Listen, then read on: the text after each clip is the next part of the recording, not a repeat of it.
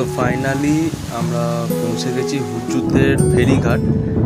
মৌসুনি যাওয়ার জন্য দুটো ফেরিঘাট আছে, একটা হচ্ছে বাগডাঙ্গা আর একটা হচ্ছে হুজুদের ফেরিঘাট।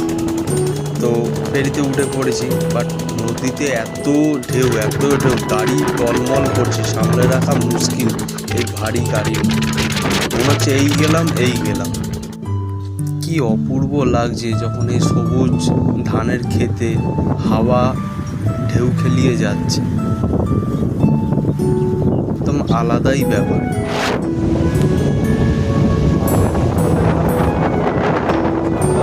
করে মানে চলে গেল এসেছি।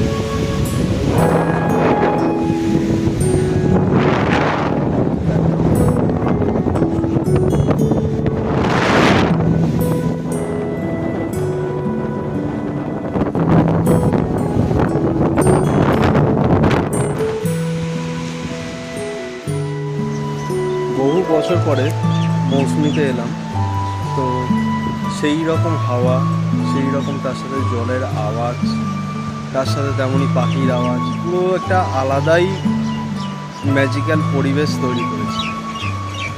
অনেকবার আশপাশও করে আসা হয়ে ওঠেনি, তো হঠাৎই মনে হলো চলে এলাম।